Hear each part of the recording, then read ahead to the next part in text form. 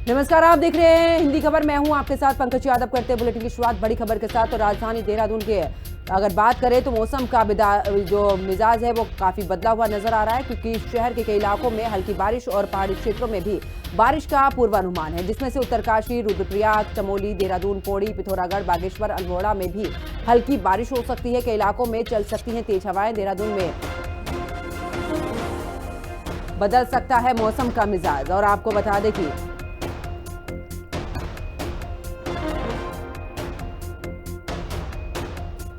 उत्तरकाशी, रुद्रप्रयाग, चमोली, देहरादून, पौड़ी और पिथौरागढ़, बागेश्वर, अल्मोड़ा में भी बारिश हो सकती है। कई इलाकों में चल सकती हैं तेज हवाएं, ये भी अनुमान लगाया जा रहा है। राजधानी देहरादून में मौसम का बदला मिजाज और ऐसे में शहर के कई इलाकों में हल्की बारिश की भी संभावना जताई जा रही है। तो साथ ही आपको बता दें कि इस दौरान पिथौरागढ़, बागेश्वर, अल्मोड़ा में भी बारिश हो सकती है। कई इलाकों में चल सकती हैं तेज हवाएं। और राजधानी देहरादून में मौसम का जो मिजाज है वो बदला हुआ नजर आएगा। और आपको बता दें कि बारिश के साथ में तेज हवाएं भी चल सकती हैं, ऐसा अनुमान भी लगाया जा रहा है। और आपको बता दें कि तेज हवाओं के साथ में बारिश, पहाड़ी क्षेत्रों में भी बारिश का पूर्वानुमान लगाया जा रहा है। तो एक तरफ जहां पर मैदानी इलाकों की बात करें वहां पर भी बारिश का अलर्ट, तो दूसरी तरफ अगर पहाड़ी क्षेत्रों की बात करें तो वहां पर भी बारिश की वजह से ठंडक बढ़ सकती है।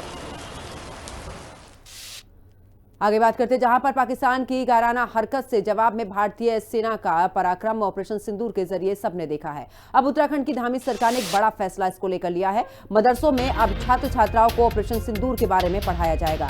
उत्तराखंड मदरसा बोर्ड ने यह फैसला लिया है, जिससे बच्चे सेना के पराक्रम की कहानियों से परिचित होंगे। फैसले को लेकर मुख्यमंत्री पुष्कर सिंह धामी ने कहा कि सभी वर्गों से लेकर बच्चों को सेना के शौर्य के बारे में पढ़ना चाहिए, ताकि भारत की शक्ति का देश के नौजवानों को गौरव महसूस हो सके। उन्होंने ये भी कहा कि प्रधानमंत्री नरेंद्र मोदी के दूरदृष्टि और नेतृत्व की वजह से भारत की तरफ आंख उठाने वालों का नामो निशान मिटा दिया जाएगा।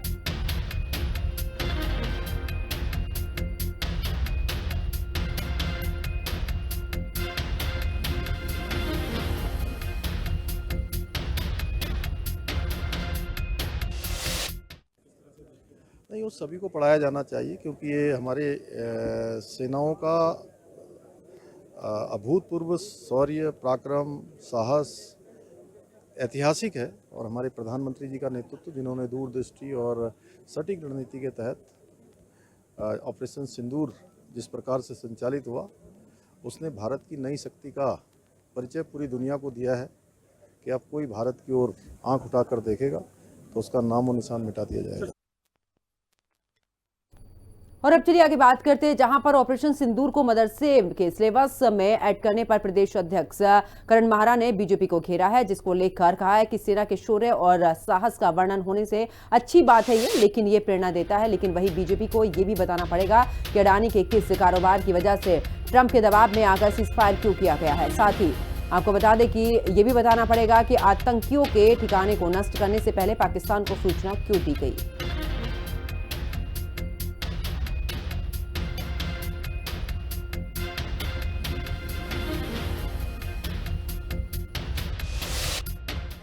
देखिए, अच्छी बात है, सेना के शौर्य साहस का वर्णन होना ये निश्चित ही अच्छा होता है, प्रेरणा देता है।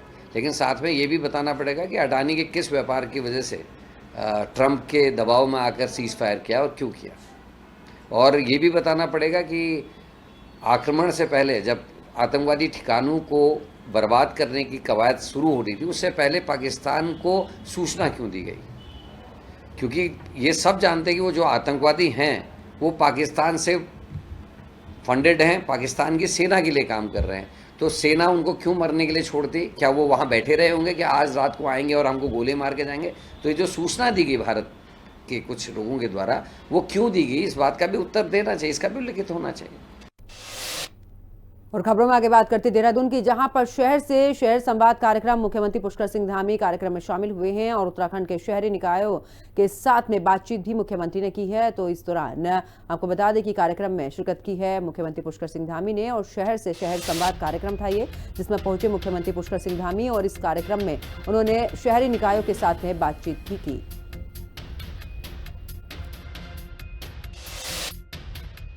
के अंदर प्रत्येक जनपद में मैं गया और मातृशक्ति बंधन के हमने सरकारी कार्यक्रम आयोजित किए। उन कार्यक्रमों में मैंने देखा है कि जो हमारी मातृशक्ति, हमारी माताएं, हमारी बहनें, हमारी बेटियां जो कौशल कर रही हैं, परिश्रम कर रही हैं, इतने अच्छे अच्छे उत्पाद बना रही हैं। मैंने 13 के 13 जनपदों में जाकर देखा कि उनके द्वारा जो बनाए गए उत्पाद हैं, चाहे वो किसी क्षेत्र के हों, सिलाई के हों, बुनाई के हों, खाने के हों, अन्य कोई खिलौने हों, वो इतने अच्छे हैं। या पैकेजिंग में हमारे मिलेट्स के द्वारा बनाए जाने वाले सामान हो जो दूसरे राज्यों को और देश दुनिया में हम भेज रहे हैं, वो इतने अच्छे हैं कि सच में मैं आपको बताऊं कि कम संसाधनों में, अभाव में रहने के बाद भी, अनेक चुनौतियों का सामना करने के बाद भी वो इतने अच्छे उत्पाद बना रही हैं कि कई बार उन उत्पादों के सामने बड़ी बड़ी मल्टीनेशनल कंपनियां भी फेल नजर आती हैं। मल्टीनेशनल कंपनियों, बहुराष्ट्रीय कंपनियों से भी अच्छा उत्पाद बनाने का काम हमारी बहनें कर रही हैं। और सच में हमारे राज्य का जो हम लोगों ने संकल्प लिया है, देश का अग्रणी राज्य बनाने का संकल्प, उस संकल्प में सबसे बड़ी क्रांति कोई करने वाली है तो हमारी महिलाएं हमेशा की तरफ करने वाली हैं। तो वही बीते दिनों 16वें वित्त आयोग ने उत्तराखंड का दौरा किया और साथ ही उन्होंने राज्य के वित्तीय प्रबंधन की सराहना की है। मुख्यमंत्री पुष्कर सिंह धामी ने राज्य सचिवालय में आयोग के अध्यक्ष डॉक्टर अरविंद पनगड़िया और अन्य सदस्यों के साथ बैठक में राज्य का पक्ष रखा और उन्होंने राज्य की वित्तीय परिस्थितियों, चुनौतियां और साथ ही विकास की आवश्यकताओं पर विस्तार से रोशनी डाली। वित्त आयोग के सफल दौरे के बाद मुख्यमंत्री पुष्कर सिंह धामी ने कहा कि हमें ये भी विश्वास है कि आयोग उत्तराखंड की प्रगति और विकास के कार्य करने में हर संभव सहायता करेगा, जिससे कि अधिक से अधिक राज्य को प्रोत्साहन मिलेगा। नहीं, हमने सभी जो राज्य की चुनौतियां हैं, राज्य की संभावनाएं हैं, उन सभी पर विस्तार से बात करी है और फाइनेंस कमीशन के साथ बहुत अच्छा हम लोगों का प्रेजेंटेशन भी रहा, सारी बातें रही, आपस में विचार भी हम लोगों ने साझा किए हैं और हमको पूरा भरोसा है कि ये 16वां फाइनेंस कमीशन हमारे राज्य की प्रगति में, हमारे राज्य की उन्नति में, हमारे राज्य के विकास में अवश्य हमको सहायता करेगा और अधिक से अधिक जो है हमारा प्रोत्साहन करेगा। तो वहीं उत्तराखंड पहुंची 16वें वित्त आयोग की टीम ने बीते दिन राजनीतिक पार्टियों के साथ में बैठक की है। इससे बीजेपी की ओर से विधायक विनोद चमोली, दर्जा प्राप्त राज्य मंत्री ज्योति प्रसाद गैरोला और धन सिंह रावत ने अपना पक्ष रखा। बैठक के बारे में जानकारी देते हुए विधायक विनोद चमोली ने यह भी बताया कि इस बैठक में खास तौर पर चारधाम यात्रा, वन अग्नि की घटनाएं और आपदाओं को लेकर खासकर बातचीत हुई है।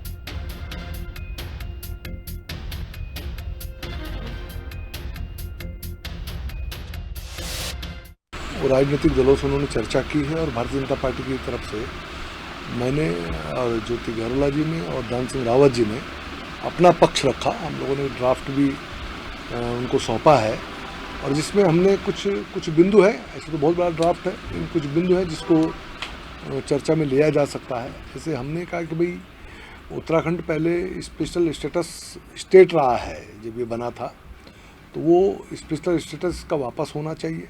एक विषय तो ये बड़ा महत्वपूर्ण था। दूसरा, 3 परमानेंट फीचर हैं जो इस प्रदेश में हर वर्ष होते हैं। एक यात्रा होती है, एक आपका आपदा आती है और एक वनाग्नि है। 3 प्रमुख फीचर हैं जो हर वर्ष जिसको हमको देखना पड़ता है। यात्रा के लिए हमने कहा है क्योंकि हम हर वर्ष लाखों लोगों को यहाँ पर कैटर करते हैं, लाखों लोगों को यहाँ पर उनकी देखभाल करते हैं, उनको सुविधाएं मुहैया कराते हैं, इसलिए उसके लिए अलग से केंद्र को हमको सहायता राशि देनी चाहिए। तो 16वां वित्त आयोग उत्तराखंड के 3 दिवसीय दौरे पर है। बीते दिन वित्त आयोग ने मुख्यमंत्री और अधिकारियों के साथ में बैठक की है, तो वहीं दूसरी ओर राजनीतिक दलों के प्रतिनिधियों के साथ भी वित्त आयोग की बैठक हुई है, जिसमें प्रदेश कांग्रेस ने राज्य की अर्थव्यवस्था के लिए कई सुझाव दिए। इसको लेकर कांग्रेस प्रदेश अध्यक्ष ने कहा कि उत्तराखंड को भी ग्रीन बोनस मिलना चाहिए, सोलर प्रोजेक्ट और साथ ही वैकल्पिक ऊर्जा के लिए मांग की है। सुझाव दिए। हमने अपने बोनस की बात की है। ग्रीन बोनस का मामला जो हमारे सांसद प्रदीप टमटा ने लोकसभा में उठाया था, उस विषय को भी हमने रखा। हमने कहा कि 7 सिस्टर्स की तर्ज पर उत्तराखंड को भी ग्रीन बोनस मिलना चाहिए, क्योंकि हमने विकास की बदौलत, विकास की कीमत पे जो है अपने जंगलों को बचाते हैं। हमारे यहाँ अच्छी रोडें नहीं बन पाती, हमारे यहाँ अस्पताल नहीं बन पाते, बहुत सारी दिक्कतें हमारे यहाँ का नागरिक झेलता है। तो उत्तराखंड को उसके बदले ग्रीन जो ऑक्सीजन बचाते हैं उसके बदले हमको ग्रीन बोनस मिलना चाहिए, ये विषय है। और भी बहुत सारे इंपॉर्टेंट इश्यूज़ हैं जिसमें हमने मांग किया। हमने विशेष पैकेज की मांग की है इंडस्ट्रीज़ के लिए। हमने मांग की अपने सोलर प्रोजेक्ट्स और जो वैकल्पिक ऊर्जा है उसके लिए हमने डिमांड्स की। उधर 38वें राष्ट्रीय खेलों की अगर बात करें तो उत्तराखंड के लिए पदक जीतने वाले खिलाड़ियों को उनकी नगद इनाम राशि पैसा जल्द मिलने वाला है। इसके लिए शासन ने 15 करोड़ रुपए जारी कर दिए गए हैं। खेल मंत्री रेखा आर्या ने ये जानकारी दी है। उन्होंने ये भी बताया कि 38वें राष्ट्रीय खेल में प्रदेश के खिलाड़ियों को अच्छा प्रदर्शन के लिए प्रोत्साहित करने के उद्देश्य से सरकार ने नगद इनाम राशि को दुगना कर दिया है। और खेल मंत्री ने यह भी बताया कि अब तक के राष्ट्रीय खेलों के इतिहास में स्वर्ण, रजत और कांस्य पदक जीतने पर इतनी नगद इनाम राशि किसी भी राज्य में नहीं दी गई है। उन्होंने ये भी बताया कि व्यक्तिगत और टीम स्पर्धाओं में प्रदेश के लिए पदक जीतने वाले खिलाड़ियों की संख्या कुल मिलाकर 240 के आसपास है।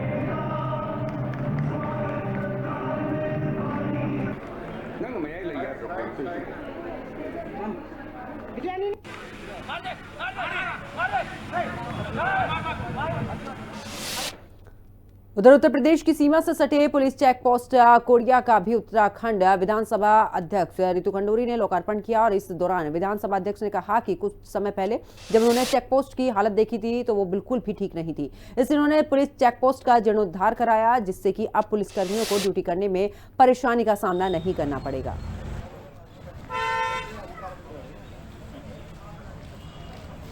तो पुलिस चेक पोस्ट का यहाँ पर जीर्णोद्धार हुआ है, पुलिस चेक पोस्ट का लोकार्पण किया है। और ऐसे में विधानसभा अध्यक्ष रितु खंडूरी ने कहा है कि जब उन्होंने पहले इस चौकी को देखा था तो ये बहुत ही खराब हालत थी, लेकिन अब उसका जीर्णोद्धार कराया गया है। अब इसमें रहकर जो पुलिसकर्मी हैं वो सही से ड्यूटी कर पाएंगे और परेशान नहीं होंगे। आप देख रहे हैं कि हमारी जो पुलिस चौकी है उसको हमने ठीक ठाक कराया है। मैं जब आई थी 4-5 महीने पहले की स्थिति बहुत अच्छी नहीं थी और मुझे लगा कि हमारे जो पुलिस के अफसर हैं उनको ऐसी ठीक ठाक व्यवस्था होनी चाहिए ताकि वो ड्यूटी निश्चिंत होकर कर सकें, परेशान ना रहें। उन्हें ये चिंता नहीं होनी चाहिए कि कहाँ पानी टपक रहा है, कहाँ से हम पानी लेंगे, कहाँ हम सोएंगे, तो इसलिए कहाँ बैठेंगे। इसलिए मन में हुआ कि मुझे करना चाहिए और मैंने इस चीज़ को किया। और मैं आशा करती हूँ कि इस जो इंफ्रास्ट्रक्चर हमने अभी डेवलप किया वो एक तो मेंटेन रहेगा और दूसरा हमारे जो पुलिस के अफसर हैं उन्हें अपनी ड्यूटी करने में और आनंद आए। जो चेक पोस्ट है, कौड़िया चेक पोस्ट, ये बहुत ही महत्वपूर्ण है। और अपराध नियंत्रण की दृष्टि से देखें तो ये उत्तर प्रदेश के हमारे जो है सीमा से लगा हुआ एरिया है कोटद्वार का, और यहाँ पर 24 घंटे पुलिस तैनात रहती है।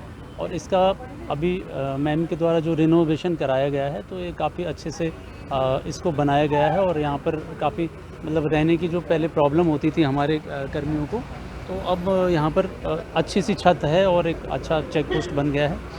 तो अब आगे इसमें काम करने में दिक्कत नहीं आएगी जो भी हमारे यहाँ पर कर्मी हैं। उधर नैनीताल के कैची धाम में बाबा नीम करौली के भक्तों की भारी भीड़ की वजह से अक्सर जाम की स्थिति बनती है, खास करके मंगलवार और शनिवार की बात की जाए तो। और इसी को लेकर नैनीताल विधायक सरिता आर्य ने मुख्यमंत्री धामी का आभार व्यक्त करते हुए कहा कि मुख्यमंत्री ने वहां पर एक मल्टी पार्किंग का निर्माण करवाया है। इसके अलावा उन्होंने ये भी बताया कि वहां पर एक हेलीपैड का भी निर्माण कार्य जो है वो शुरू हो गया है। आगे विधायक ने कहा कि कैची धाम हो या नैना देवी मंदिर हो या फिर दुर्गा देवी मंदिर, इन सभी मंदिरों को मंदिर माला मिशन के तहत शामिल किया गया है। वहीं जाम से निजात पाने के लिए मुख्यमंत्री द्वारा उसमें काफी निर्माण कार्य हो रहे हैं जो कि श्रद्धालुओं को राहत दिलाएगा। माननीय मुख्यमंत्री जी की मैं आभारी हूं। उन्होंने एक मल्टीनेशनल वहां पार्किंग का निर्माण करवाया है और अब हेलीपैड बनने जा रहा है। तो वो माननीय मुख्यमंत्री जी के ही दिशा निर्देश से जो हेलीपैड है उसका कार्य शुरू हो गया है। मैं माननीय मुख्यमंत्री जी के आभारी हूं कि उन्हीं के अथक प्रयासों से जो हमारा मंदिर माला मिशन है उसमें कैंची धाम हो, नैना देवी मंदिर हो और हमारा जो नकवा बुबू है और दुर्गा देवी मंदिर है बेताल घाट के, इनको भी लिया गया है। तो मंदिर माला मिशन में हम ये चाहते हैं कि हमारे जो मंदिरों का मंदिर माला मिशन में लिए गए हैं माननीय मुख्यमंत्री जी द्वारा, उसमें काफी निर्माण कार्य हो रहे हैं। जिस तरह से श्रद्धालुओं की जो बढ़ती तादाद है तो कैंची धाम में हेलीपैड बनना बहुत अनिवार्य था। तो वहीं उत्तराखंड में मॉडर्न मदरसे बनाने के लिए भी वक्फ बोर्ड के अध्यक्ष शादाब शम्स ने भी मुख्यमंत्री और मुख्य सचिव से मुलाकात की है और इसकी जानकारी खुद वक्फ बोर्ड के अध्यक्ष ने दी है। शादाब शम्स ने कहा है कि सीएम और मुख्य सचिव से मिलकर उन्होंने जो 50 मॉडर्न मदरसे बनवाने जा रहे हैं उसके लिए बजट जारी करने की अपील की है। शादाब शम्स ने यह भी कहा है कि मुख्यमंत्री पुष्कर सिंह धामी के नेतृत्व में कह सकता हूं कि ये मुस्लिम जगत में शिक्षा क्रांति के रूप में जाना जाएगा। माननीय मुख्यमंत्री से माननीय सचिव महोदय से हमने आग्रह किया है कि जो 50 मॉडर्न मदरसे हम बनाने जा रहे हैं उसके लिए हमने उनसे बजट के लिए भी बोला है और ये आग्रह किया है कि अब देवभूमि उत्तराखंड है, इसमें मॉडर्न मदरसे के लिए सरकार भी हमारी सहायता करे और मिलकर सरकार के साथ मिलकर हम बेहतर काम करेंगे, एक नई दिशा मुस्लिम समाज को देने का काम करेंगे। और युवा मुख्यमंत्री पुष्कर सिंह धामी के नेतृत्व में मैं ये कह सकता हूँ ये मुस्लिम जगत में शिक्षा क्रांति के रूप में जाना जाएगा। उधर उत्तराखंड के मदरसों में अब छात्र छात्राओं को भारतीय सेना के शौर्यपूर्ण ऑपरेशन सिंदूर के बारे में भी पढ़ाया जाएगा। उत्तराखंड मदरसा बोर्ड के अध्यक्ष मुफ्ती शमून कासमी ने नई दिल्ली में रक्षा मंत्री राजनाथ सिंह से मुलाकात के बाद ये जानकारी दी है। इसको लेकर बीजेपी के प्रवक्ता का कहना है कि जिस तरीके से हमारी सेना ने बहादुरी साहस का परिचय दिया वो बच्चों को पता होना चाहिए। प्रवक्ता ने यह भी कहा कि हमारे राज्य में मॉडर्न मदरसे बन रहे हैं, ऐसे में बच्चे सेना के साहस पराक्रम के बारे में पढ़ेंगे तो उन्हें इतिहास के बारे में जानकारी होगी।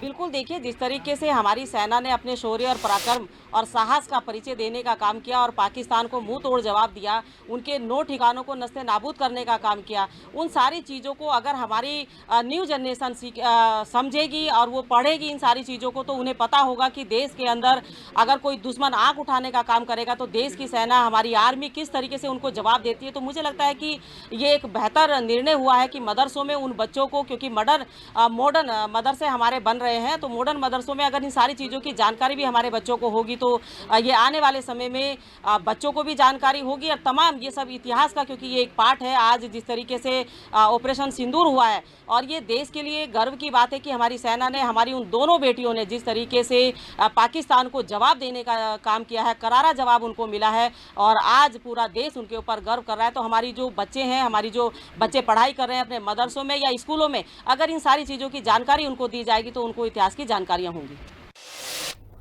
और अब खबर देहरादून से, जहां पर राजभवन के समस्त अधिकारियों, कर्मचारियों और उनके परिजनों के लिए परिवार मिलन कार्यक्रम का आयोजन किया गया। इस अवसर पर राज्यपाल गुरमीत सिंह वहां पर मौजूद लोगों से उन्होंने बातचीत भी की और उनके व्यक्तिगत एवं कार्यालय संबंधी समस्याओं की जानकारी ली और उनको समाधान का भरोसा भी दिलाया। आपको बता दें कि राज्यपाल हर 6 महीने में परिवार मिलन कार्यक्रम का आयोजन करते हैं, जिसमें कि अधिकारी, कर्मचारी और उनके परिवार के जो लोग हैं वो सीधे राज्यपाल को अपनी समस्या बता सकते हैं।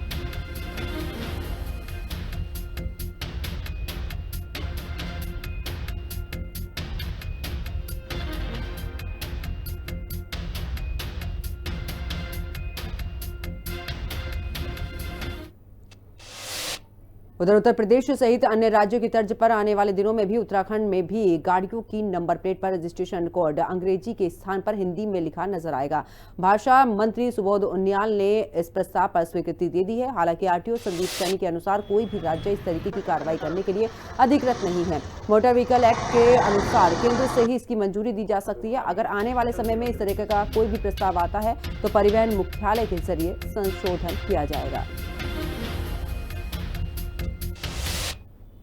ये सोशल मीडिया के माध्यम से हमें प्राप्त हुआ था, हमने भी देखा है उसमें, लेकिन उसमें ये कहा गया है कि हम परिवहन विभाग को इसको आगे फॉरवर्ड कर रहे हैं, जिसमें कि हिंदी में ऊ और खा लिखा जाएगा। लेकिन मैं ये बताना चाहता हूँ कि ये मोटर व्हीकल एक्ट के अंदर ये स्टेट का डोमेन नहीं है, ये भारत सरकार में मिनिस्ट्री ऑफ रोड ट्रांसपोर्ट से ही डिसाइड किया जाएगा। तो नियर फ्यूचर हमारे यहाँ अगर कोई ऐसा लेटर प्राप्त होता है तो हमारे परिवहन विभाग द्वारा भारत सरकार को प्रेषित किया जाएगा अग्रिम कार्रवाई के लिए। और अब खबर उधम सिंह नगर से है, जहां पर नानकमता तहसील दिवस में डीएम नितिन सिंह भदौरिया ने हिस्सा लिया और मौके पर मौजूद तमाम फरियादियों की समस्याएं सुनी। 41 समस्याओं का पंजीकरण, 18 का निस्तारण किया गया है। बाढ़, राशन कार्ड, पेयजल जैसे मुद्दों की शिकायतें गंभीर रूप से सुनी गई हैं। कैलाश नदी तटबंध बनाने की भी मांग उठी है, जिसके बाद डीएम ने सिंचाई खंड के ईई को भी यहां पर कार्रवाई के निर्देश दिए हैं। आज हमारी 41 शिकायतें प्राप्त हुई और 41 में 18 शिकायतें मौके पे ही निस्तारित की गई। और इसमें 2 विभाग हम लोग खुद भी वो हैं। एक बिजली विभाग की काफ़ी शिकायतें हैं जिसमें एसडीएम साहब को स्वयं निर्देशित किया गया है। कल सुबह ये लोग वहाँ पे जाएंगे, यहाँ स्थल पे मौके पे जाकर शिकायतों को दूर करेंगे। दूसरा बिजली, जहाँ पे अगर मान लीजिए अगर आपकी बिल चेकिंग की शिकायत है तो बिल भी पूरे चेक किए जाएंगे इसमें, और यूपीसीएल को स्वयं भी अवगत कराया जाएगा कि अगर बिल दिक्कत आ रही है।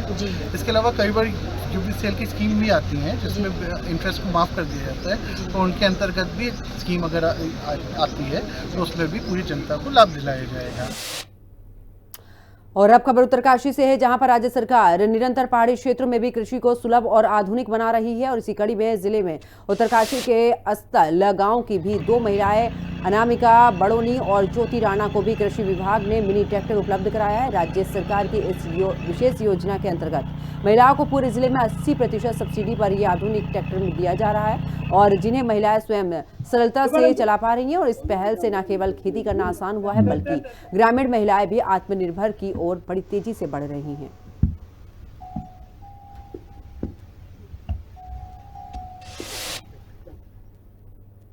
ट्रैक्टर हमको सरकार के द्वारा 80% में मिला है सब्सिडी में। हम सरकार का धन्यवाद करते हैं। हम स्वयं इस ट्रैक्टर से हल लगा रहे हैं।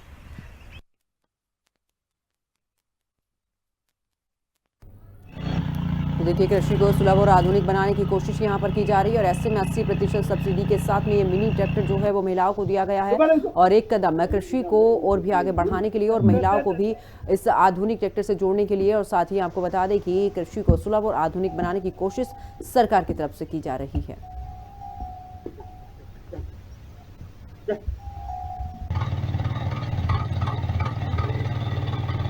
दो महिलाओं को यहाँ पर आधुनिक ट्रैक्टर दिया गया है।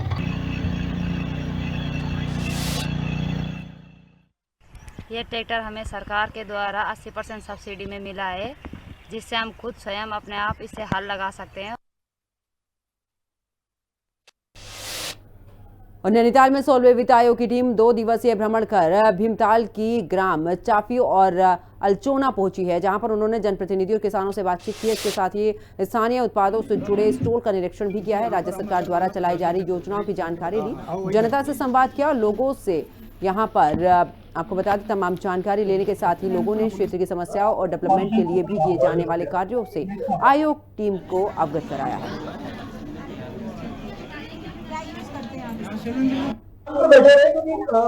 जो हमारे अतिथि गण हैं वो स्टॉल का निरीक्षण कर रहे हैं, कृपया अपनी जगह पे बैठे रहें। स्वागत करता हूँ मान्यवर। मेरा आज 16 वित्त आयोग की टीम जो हमारे ग्राम सभा अलचोना में पहुंची, इससे जो है हमारे किसान सभी उत्साहित हैं। विभिन्न प्रकार की जो है समस्याएं हर किसान भाई ने अपनी रखी है, तो उसमें भी मुझे जो है फेंसिंग और जो सोलर लाइट के बारे में कहने का मौका मिला, क्योंकि ये चीजें ऐसी हैं, अगर फेंसिंग और सोलर लाइट हर किसान के खेत तक घर तक पहुंच जाएगी तो जंगली जानवरों से हम निजात पाएंगे, और उससे काफी हद तक जो है पहाड़ पर जो पलायन हो रहा है, क्योंकि किसान पूरी मेहनत करता है और उसकी मेहनत को मिनटों में जो है जंगली जानवर चौपट कर देते हैं, तो वह काफी हद तक रुकेगा। इससे जो है किसान को काफी आय में वृद्धि होगी।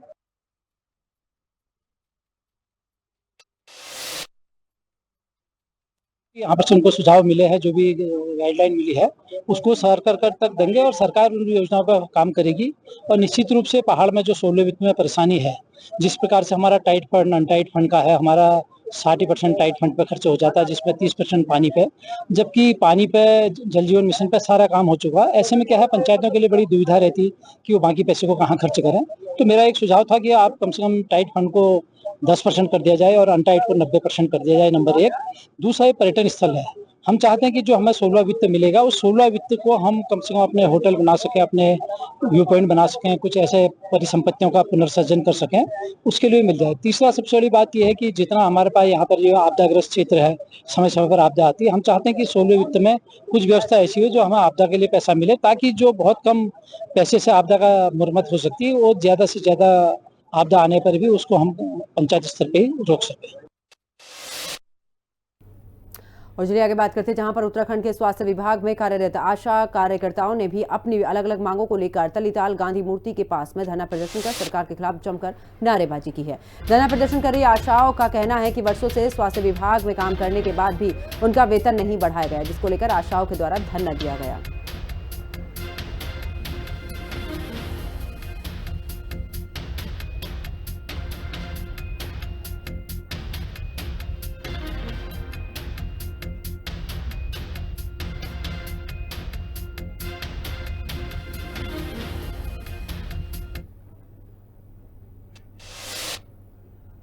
और उत्तराखंड के स्वास्थ्य विभाग में कार्यरत आशा कार्यकर्ताओं ने अपनी अलग अलग मांगों को लेकर तलीताल गांधी मूर्ति के पास धरना प्रदर्शन कर सरकार के खिलाफ जमकर नारेबाजी की।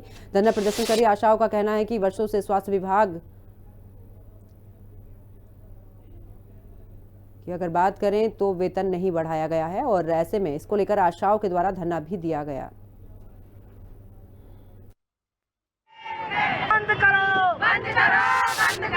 जो देशव्यापी हड़ताल है, इसमें जो सरकार ने 44 श्रम कानून लागू किए हैं, तो इसमें आज ये दशा है, जब आज आशाओं के लिए कुछ नहीं है, अगर ये श्रम कानून लागू हो जाएगा तो आशाओं का जो आशाएं हैं, जैसे महिला कामगार आशा जो महिला कामगार है, इनके लिए और भी दिक्कत का सामना होने वाला है। जो सरकार अपने जो विधायक हैं, सांसद हैं, उनके तो भत्ते बढ़ा रही है, उनके लिए तो रोज का आ रहा पेपर में कि आज सांसदों का इतना बढ़ गया, लेकिन आशा जैसी कामगार महिला, आशा आंगनबाड़ी भोजन माता, तीनों महिलाओं सेक्टर में कुछ भी नहीं है। और सरकार कह रही है महिला सशक्तिकरण की इतनी बड़ी बड़ी बातें कर रही है कि हमने महिलाओं के लिए ये कर रखा है, वो कर रखा है, लेकिन उनका कुछ भी नहीं है। ना ही उनके लिए पेंशन लागू है, ना ही उन महिलाओं के लिए ढंग का वेतनमान है, और ना ही उन महिलाओं के लिए कोई मतलब ऐसी सुविधा है, और रिटायरमेंट पर कोई एक मुश्तना पैसे की कोई व्यवस्था है, कुछ भी नहीं महिलाओं के लिए। और सरकार कह रही है हमने महिला सशक्तिकरण के लिए बहुत बढ़िया कर दिया, बहुत बढ़िया कर लिया, लेकिन कुछ 2-4 NGO में जरूर वो पैसा दे रही होंगी, तो हम नहीं कह सकते हैं उसमें भी क्या कर रही क्या नहीं कर रही, लेकिन जो कामगार महिलाएं, जो कामगार जो काम कर रही हैं, उन महिलाओं के लिए कुछ भी नहीं है। और इस बुलेटिन में फिलहाल इतना ही। आप देखते रहिए हिंदी खबर। नमस्कार।